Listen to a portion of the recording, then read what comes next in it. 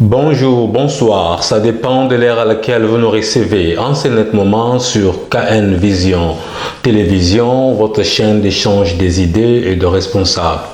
Un grand merci, Nabandeko Nyonso, Bazaro Landabiso, partout dans le monde entier. Un grand merci, Nabandeko Oyo, Bazali, ko s'abonner, Nakatia KN Vision Télévision. Un grand merci, Nabandeko Bazali, ko Landabiso. Un grand merci, Nabandeko Bazali, ko participer, Nakatia Libota Oyo, na magazine Nabino.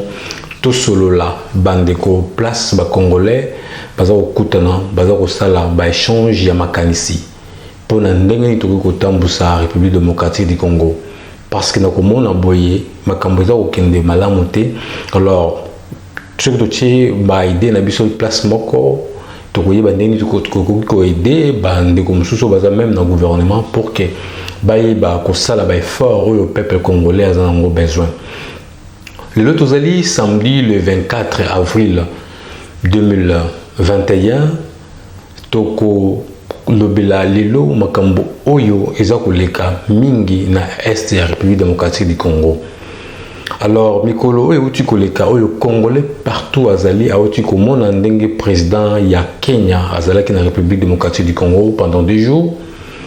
Ayaki, une invitation ya chef de l'État, Félix Antoine Tshisekedi Tshilombo, pour signer l'accord, pour signer soki ba soldats na soki armée kenyan ba koki koya ko aider biso na République démocratique du Congo na makambo ezoleka na Est.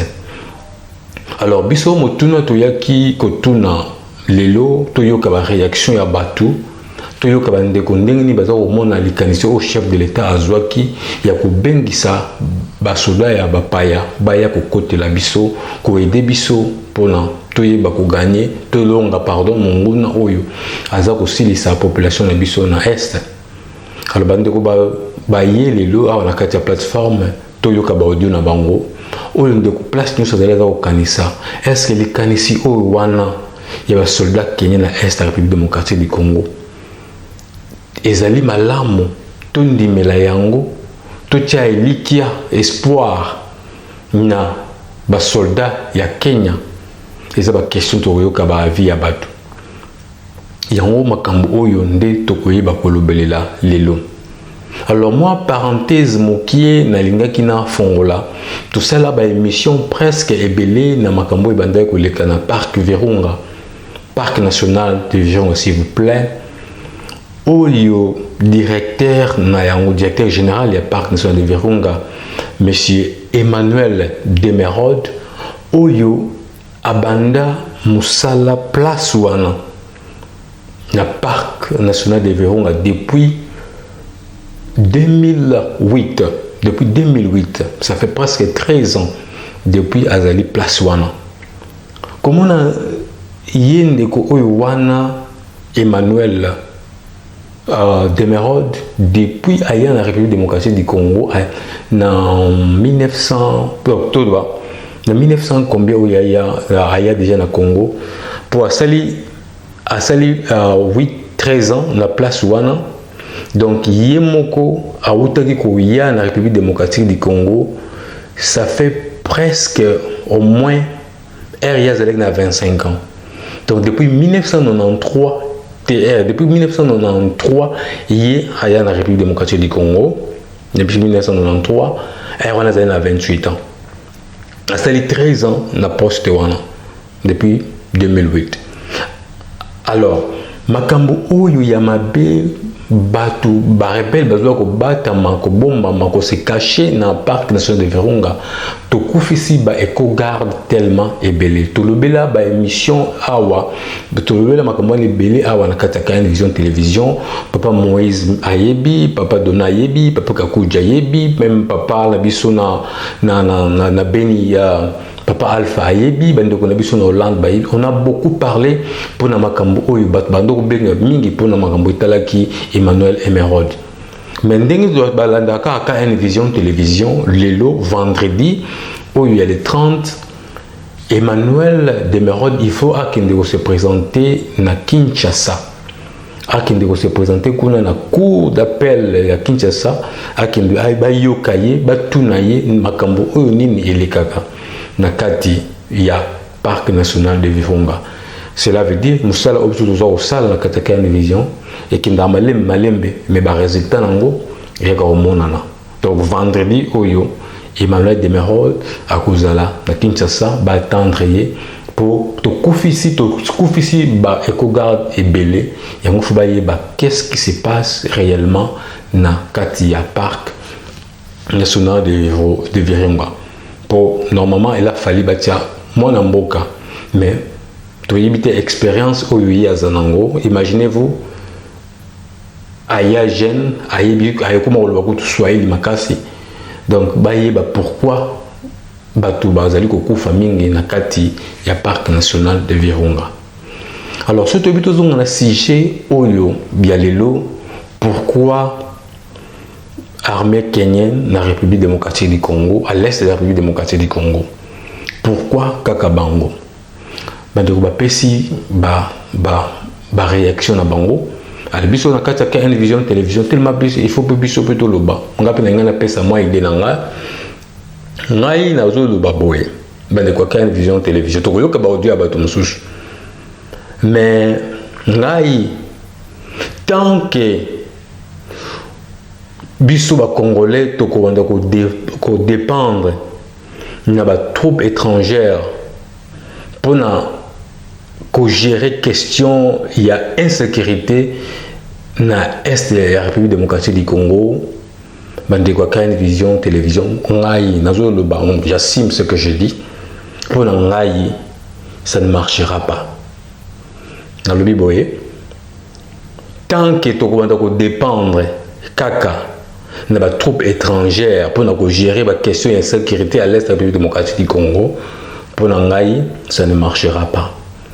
Or c'est le moment que il faut plutôt to babenga to lo banini to ko concentrer na ya ba effort ya création ya armée moko professionnelle. Il a fallu un moment où tout se concentrer to créer armée moko professionnelle parce que surtout le to pesa ba congolais o ya biso ba utile nyonso bazali motivé to ba bien que ça ba soldat et libanda te toyeba obeng se batute biso mongo toyeba ko gérer makambo na biso.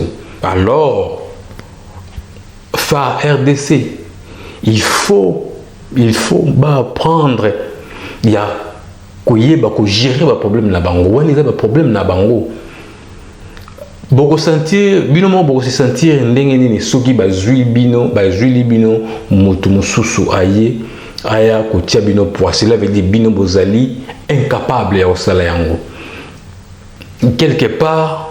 Il faut que le bac sous ce que tout le monde en clarté il faut que le bac armée na biso na Afrique tous à 11e na 2021 ou na Afrique tous à 11e na monde entier na ndenge ba ranking tous ali 83 tous à 83 yeah, je pense dans le monde tous à 81 dans le monde tous à 81 na Afrique tous ali 11e. Or Kenya dans le monde entier basali 83 basali na 83e position puis nous avons la 81e position. En Afrique tous à 11e. Or Kenya même en Afrique baza même aussi ka abisso. Mais pourquoi toponi bango baya kaka kokote la biso toya koyoka ba réaction ya bandeko ba oyebisa ko ba oyeba otindela so ba audio na bango mais yango pona ngai na lobby que si ça ne dépendait que de moi.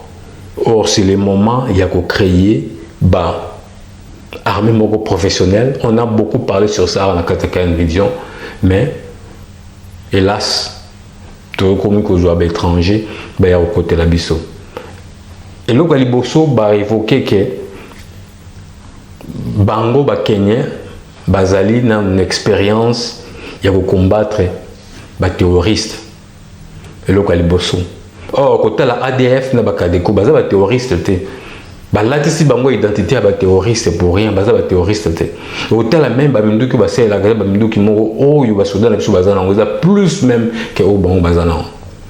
Mais qu'est-ce qui fait que bango babo marabato bazo même ba soda na biso plus mais biso zoko kakubo bango belete yami balé ba yoro lobake Kenya baza vraiment intérêt était ya ko déstabiliser Congo yango basali choix wana ya ko bengisa ba Kenya wana ndenge ba pesi ba motif na bango mais on a lobaki ce n'est pas le moment. Alors toi quand nos réaction ya ndeko Moïse Vangu na Espagne ce qui est na motuna autonomie lelo pourquoi kaka Kenya armée Kenya bayako ko edebiso pourquoi tout ça les choix wana pourquoi tout canon réaction ya papa Moïse va en Espagne mbote mingi na bande kwa kan vision mbote papa Moïse basala les belé vraiment na Congo espère Zambie toujours et tout pesa ba idée na motuna botuni biso Moïse va en Espagne tout me ko pesa ba idée sur concernant le contrat à M. Félix Tshisekedi à Outsala et ça m'a bêté. Mais ma campagne tout le bakaming na kan vision comme ma musique. Dernièrement moi tout le baki sur ma campagne mine nezali tout le baki bien. Il faut passer le système koboye. Il y a un impôt et banda, pas impôt général, pas mini tout à Congo. Aux Congolais, aux Aboy, il faut on fout un impôt. Impôt, c'est-à-dire, Makambo, il faut un impôt déjà, mini, ils allaient, mais il faut créer des choses, impôt sur les impôts. D'accord. Ma carrière, mini, tout d'abord, ça, un mot dernièrement, puis, tout le monde à Congo va adapter le Congo. Na gouvernement sortant à Tshisekedi. Donc, le pays est comment tout le bagage de sous faut une unité spéciale qui est na Goma, na Est, et ça est spécial. Puis, une unité spéciale pour la défense à Goma ou Est. Tout le bagage on peut avoir la vision ou deux les cas. Pour le rapport, donc, idée. Ok, merci. Profond. Bon, je vais vous dire na malamu nango eza ndenge nini d'abord photo ebango bien Kenya eza mboka oyo ebondisi ba Al-Shabaab oya ba Somalia wana bayebi bango très bien bayebi babilongo na bango bantutu na bango nde bazalaka bayebi yango bien alors ezala facilement baidentifier bango facilement soki basoldat ya Kenya bazana baidentifier facilement ba Al-Shabaab wana mpe kozala bien mingi mpo bakenya ezali coopération moko kitoko et que Bunda bien la complicité à FARDC va soutenir pour Monique et Yalango va venturier. Bon, entre parenthèses, Tobo Sanateke, tous à 120 millions d'habitants, il faut qu'on renforce le système, il y a défense, il y a Est, dans les natifs congolais. Tout le bien, natifs congolais, Équateur, Kasaï, Ba Congo, Bandundu, Katanga. Bah, qu'on appelle les natifs. Même 5000 hommes, bah, former bien. Au sein de la défense, renforcer la défense, à Goma, ça va équipement bien. Le bac n'a pas mission, on va appliquer un commissariat de vision. Merci. Bon, en tout cas, je vais les choix à bête. Les voies diplomatiques, les militaires, l'Afrique noire, la bande de Kenya, les pays où ils ont une expérience macasse, surtout me faire reçu à Somalie, les Takakabango, les bombes, les pays, les bango, les histoires, on entend la Kaïda, ils ont une expérience en matière de terrorisme. Ils ont bien basé là-bas. Mais tout le monde est toujours natif, auto-répété, ça va appliquer encore. Puis conseil, les Congolais, nous sommes partout dans le monde, pour les Congo mingi. Pour souhaiter toujours bolango. Donc, ils ont en plus tout il a été à Bofana Kinshasa au copo qui nous n'en Banjangungu Bumbashi no na Mbujimai au sommet terrain la imunene utongia ngunda kupenda ya moins cher Kinshasa kakate tovanda na poto, tovanda na village, tovanda na capitalité, la majorité de biso. Bon, basala. Un grand merci, Papa Moïse Vango, en Espagne, na participation na yo, na numéro alelo. Moi, personnellement, na le bara, na kuiko le bara jamais mabé pour la République démocratique du Congo. Ne papa le photo le bara mabé te. Na le bara principe pour na une vision, to souhaiter mabé pour na mboka na biso te mais. To dénoncer to le bara, auto moni isa mabé to malamu. Faut que le belé yango. Yango na préféraga na plateforme. S'il vous plaît, oyo, tant que bande de Kubazali, en Espagne, na Angola, na New York, na Amsterdam, na Bruxelles, toujours kutanawa, ozomona bandeko ba monalité mais makanisi soki za presque ndenge moko ekuyeba ko aider biso malamu.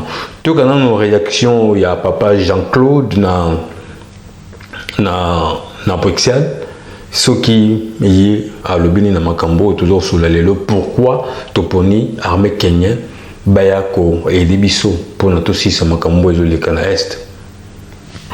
Oui, bonjour, Baladinios KN Vision Télévision, la possibilité de monter ici Kabios Bozali, et puis la PC journaliste Kelly Mbotenaye. Concernant contrat Oyo Félix a été signé pour l'armée kenyenne et Zonga EYA na RDC, pour la base Kimia na RDC. Donc, ezali simple. Okay. Ezali contrat oyo basiniaka Félix basiniaka na Vita Kamere na Kenya. Okay. Alors, ndenge ba Kenya na ba Rwandais ba sololaka avant que Félix na Vita Kamere ba koma na Kenya pour ko signer signature. Okay. Ba yebse que Félix que non occupé sa biso est. Okay. Donc, toko exploiter yango. Et puis toko kata yango. Donc, le président aye te ki po apesa kimia na est. Okay. To armée kenyenne epesa kimia na est. Non, aye ki po na accord ya signature o basala ki po Félix akoma président. Donc, et comme il attend, il y a qu'on se réaliser. Donc, il faut Kenya azo par na ye, okay, ba minéré. Et puis azo par na ye, il y a makabu ya ba contrat na bango. Donc, c'est ça.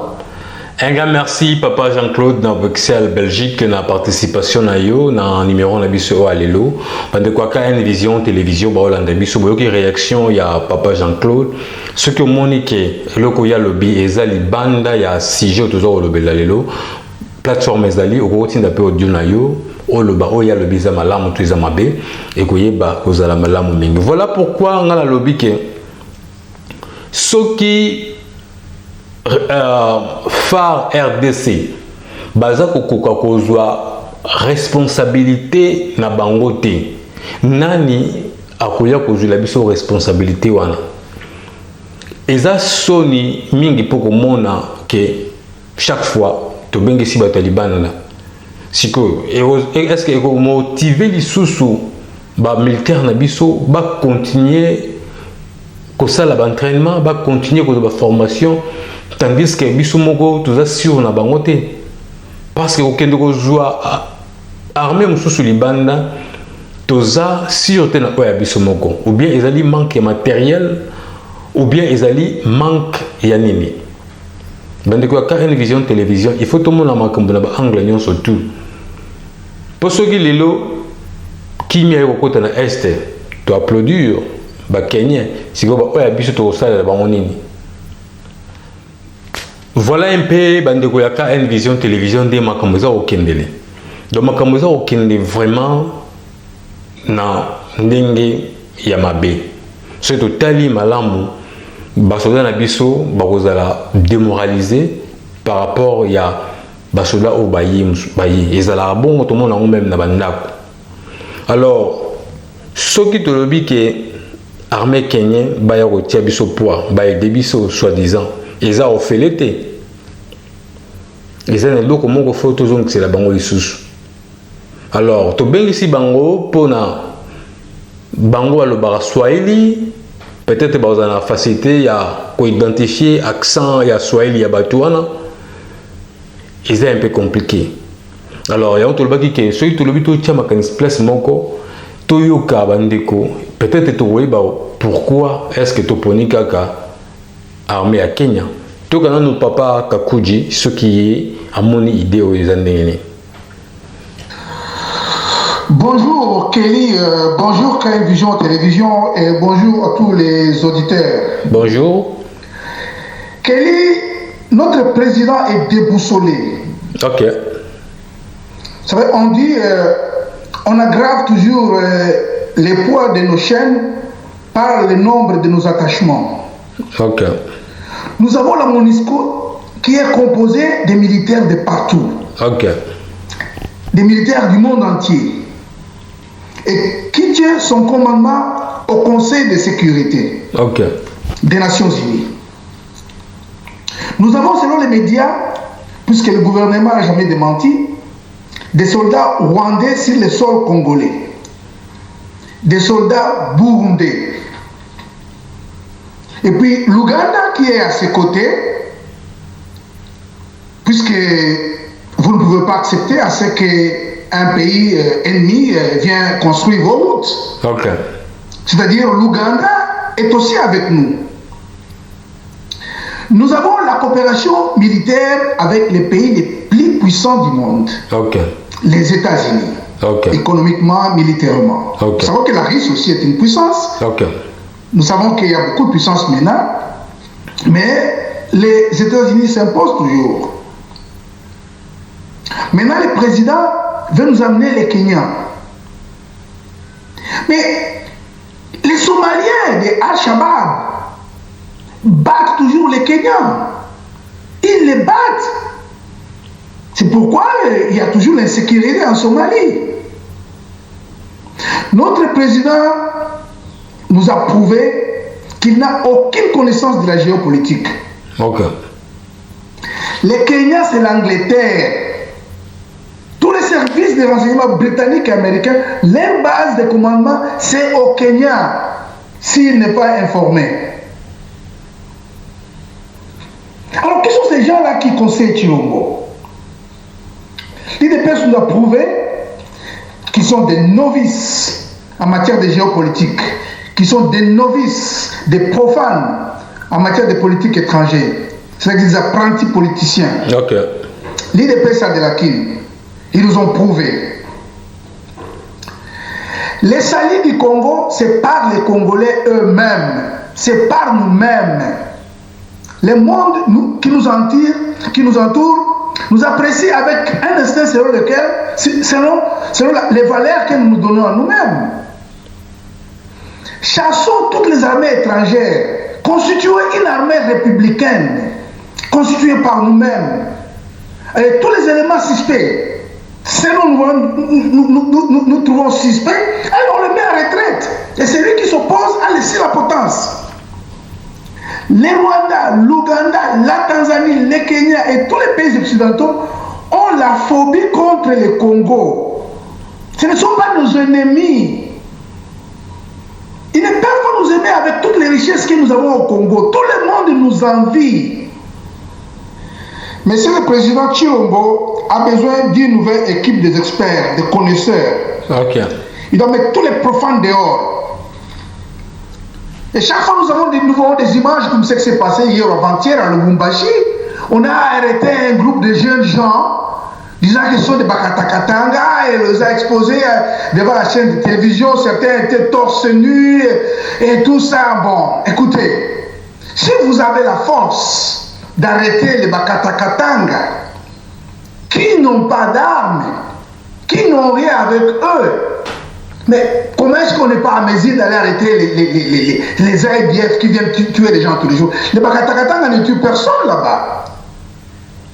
Alors prenez tous les militaires qui sont au Katanga, les militaires qui sont à Kimbembe, s'ils sont vraiment des vrais commandos, bien formés, allez, amenez-les là-bas, amenez-les à chose, à Beni, Ituri et consorts. Et tous les militaires à Kinshasa qui dérangent les gens à la nuit, qui volent, ceux qui sont à Kitona, ceux qui sont au côté, au Kasaï, ceux qui sont au Kivu, disons, parce que nous parlons de Kivu, et vous les amenez là-bas.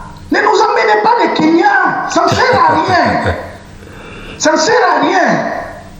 Nous devons nous défendre nous-mêmes.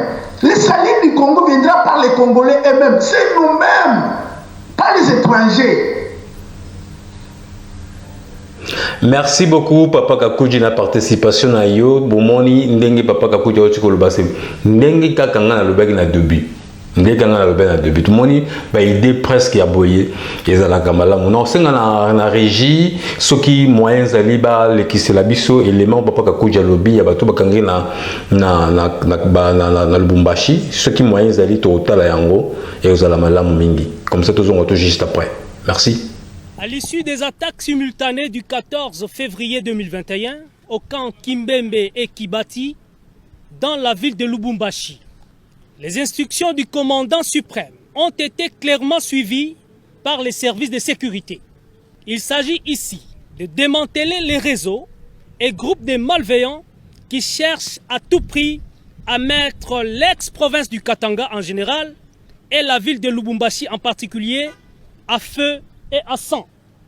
En date du 17 au 18 avril 2021, en collaboration avec la population, les services de sécurité ont mis la main sur ce groupe, en tout 47 personnes, ce groupe, je dis bien, dans une église de la place, dans la commune de Larachi, en pleine pratique du fétichisme, en préparation d'une attaque sur la ville de Lubumbashi. À la tête du groupe, M. Baudouin Mouila alias Rambo, que voici, chef coutumier de son état dans la province du Olomami, territoire de Bukama. Ce monsieur, c'est-à-dire Baudouin Mouila alias Rambo, a été récemment nommé chef d'état-major de la soi-disant armée katangaise par le sinistre chef Maïmaï Gédéon Kyungumutanga. Après échec de l'incursion de Kimbembe et Kibati, et voici son acte de nomination. La nuit du 21 au 22 avril 2021, c'est-à-dire aujourd'hui, les services de sécurité ont encore mis la main sur un autre groupe que voici, 35 personnes au total, au quartier Kamasaka, commune annexe. À la tête, M. Ndaï Mbayo Beston. Féticheur de son état, il est originaire de Olomami, territoire de Kanyama, Kasese, village de Kassanji, Kafita. Tous ces gens ont été trouvés, tous ces gens que vous voyez, ont été trouvés nus, en pleine incantation, afin d'acquérir leur soi-disant invulnérabilité des Maïmaï, dans le but d'attaquer la ville, encore une fois la ville de Lubumbashi, la nuit de ce jeudi 22 au 23 avril 2021, c'est-à-dire demain. La 22e région militaire présente tous ces groupes dans le souci de sensibiliser la population en général et notre jeunesse en particulier, de se désolidariser de ce genre d'aventure sans lendemain. Ce même appel est formulé à l'endroit des chefs coutumiers, des notables, des responsables religieux et des leaders d'opinion de ne pas céder à la propagande subversive contre leur propre pays, la République démocratique du Congo. Nous assurons à la population que les services de sécurité sont mobilisés pour traquer tous celui qui tenterait de troubler la quiétude et l'ordre public. Je vous remercie. Merci bandeko bauti kolanda elema wana o bauti komona sikoyo na ebite soki bosepeli nango ekoyeba kozala malamu mingi toyoka nanu papa dona na Angola soki alobi nini na makambo oyo toza kolobela lelo. Pourquoi Kenya? Bonjour Ndeko Kelly, bonjour Balandinho Sopi à KN Vision Télévision. Ndeko Kelly, moi je pense que accord au président de la République Félix Antoine Tshilombo a signé avec président ya Kenya un cadre de coopération militaire et je pense que c'est pas une mauvaise chose et cela disons peut nous aider à traquer disons les rebelles au nous surtout en Abou Bazan à Kataba montagne pour la côté est. Et ça ne peut pas seulement se limiter qu'à la Kenya, il faut vraiment, disons, atteindre parce que, disons, pays, nous, surtout à l'Est, ils doivent être impliqués parce que Kimia Nabiso, ils dépendent de Pena Kimia Nabango. Parce qu'à tout moment où ces gens-là, disons, ils sont capables, disons, de déstabiliser les Congo, ils pourront le faire, disons, partout, disons, dans les pays aussi, disons, de l'Est. Mais si on est unis avec ces gens-là, en cas de la coopération en tout cas, je suis convaincu que ça va donner, disons, des bons résultats. Parce qu'on ne peut pas, disons, attendre, disons, que cela vienne de l'Occident. Et les Occidentaux, disons, vraiment Moussika. Et puis, la maîtrise, même s'ils ont, disons, la technologie avant les sophistiquée, tout ça, mais il faut apport, il y a Afrique, il y a Est, pour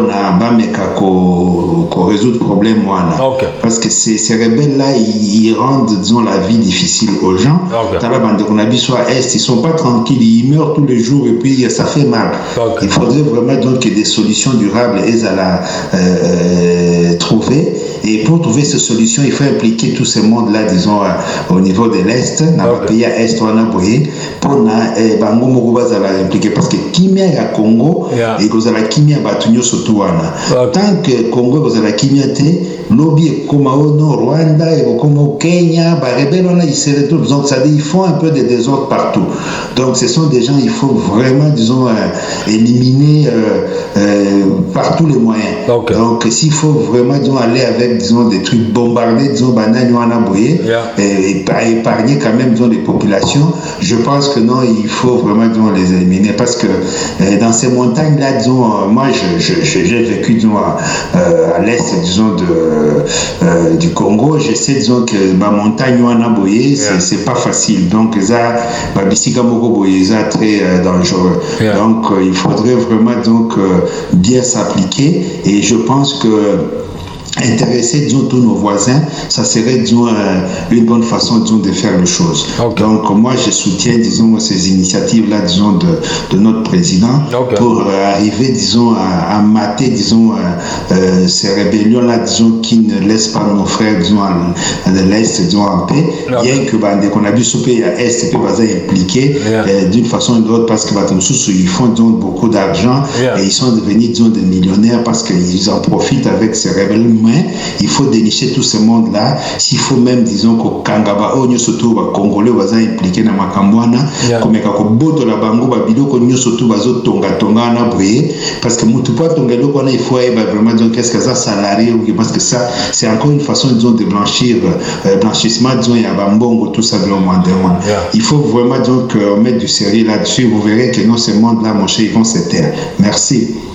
Un grand merci, Papa Donant, la participation à yo, na numéro à l'élo, boyo qui idée à Papa Donant, boyo qui idée à Papa Kakuji, boyo qui idée à Papa Moïse Van en Espagne, boyo qui idée à Papa Jean-Claude na Bruxelles, Bissonio surtout, to lundi magazine ya l'élo, to solo la bandeko.